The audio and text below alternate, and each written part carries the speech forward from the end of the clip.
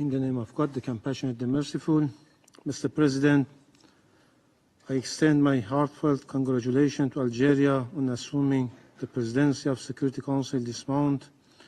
I also warmly congratulate the newly elected Council members, Denmark, Greece, Pakistan, Panama, and Somalia on their election. Additionally, I'll take this opportunity to express my appreciation to the outgoing elected members, Ecuador, Japan, Malta, Mozambique, and Switzerland for their dedicated and commendable efforts during their 2 years tenure on the Council. We thank Mr. Peterson, the Special Envoy, and Mr. Fletcher, the Under Secretary, for their insightful briefing.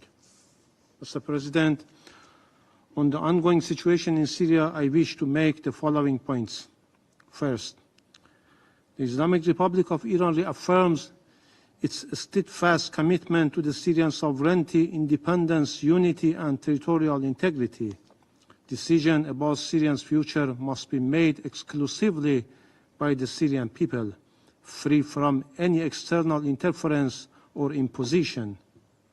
Iran advocates for the formation of an exclusive government through free and fair elections and a comprehensive national dialogue that ensure representation for all ethnic, political, and religious groups.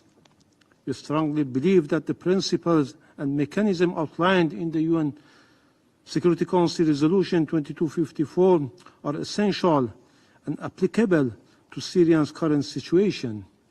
A key priority is the drafting of a new constitution, which will serve as the foundation for Syrian future governance. The timeline specified in Resolution 2254 is both practical and achievable, and any delays in this process risk deepening internal divisions and further destabilizing the country. Iran fully supports the efforts of the UN Special Envoy, Mr. Peterson, and commends its active engagement in advancing this critical objective. Second, Iran's presence in Syria has been legal, aligned with international law, and carried out at the request of the former Syrian government. Iran participated in an advisory capacity to combat terrorism, aiming to prevent insecurity from spreading throughout the region. Similarly, Iran's withdrawal from Syria has been conducted in a responsible manner, with careful consideration of potential impact of the Syrian people. Nevertheless, achieving peace, stability, and security in Syria, ending foreign occupation, and ensuring a Syria free of terrorism remain the cornerstones of Iran's foreign policy toward the country. Third, Syrian people continue to endure severe economic and humanitarian challenges, with nearly 1.1 million people, mostly women and children, displaced since 27 November 2024. According to OCHA, humanitarian activities have resumed in areas where security conditions allow, yet access remains critically restricted in parts of the northeast Syria due to the movement constraints. Iran commends the tireless efforts of OCHA and humanitarian partners in alleviating the suffering of the Syrian people. Rebuilding critical infrastructure, restoring essential services, and facilitating the safe return of refugees and displaced persons are essential steps toward recovery. Equally important, the extraterritorial and unilateral sanctions imposed by Western countries on Syria are unjust and illegal and must be lifted immediately. Exploiting the situation in Syria to impose political conditions and undermine Syrian sovereignty in exchange for sanctions relief severely harms the most vulnerable populations and violate the fundamental rights of the Syrian people. Fourth, Iran emphasized the imperative of respecting the rights of all minorities in Syria, including Alawites, Shiites, and Christians, and ensuring the protection of diplomatic personnel and premises in accordance with international law.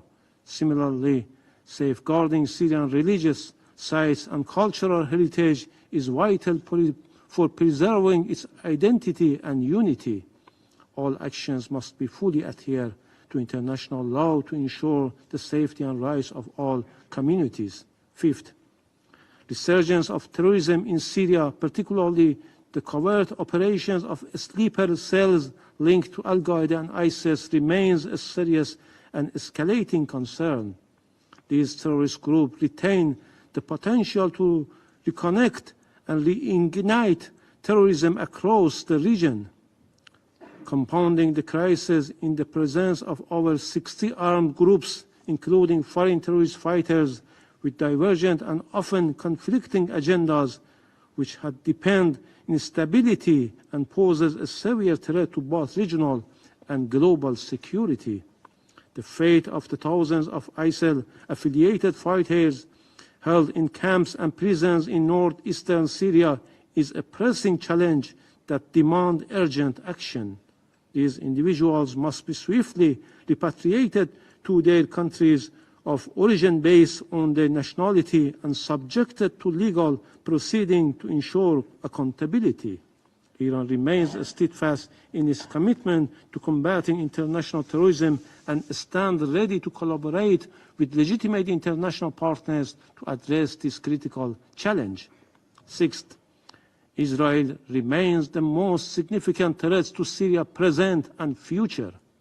This occupying regime continues violation of Syrian sovereignty and territorial integrity, including its military aggression and ongoing occupation of Syrian territories. It also defies Security Council Resolution 497 by refusing to withdraw from the occupied Golan Heights.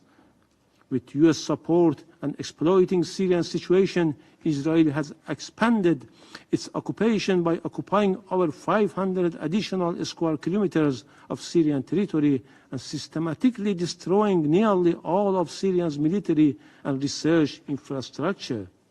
These actions flagrantly violate international law, the UN Charter, and relevant Security Council resolutions. The Security Council must take decisive action to halt this violation and hold Israel accountable for its destabilizing action.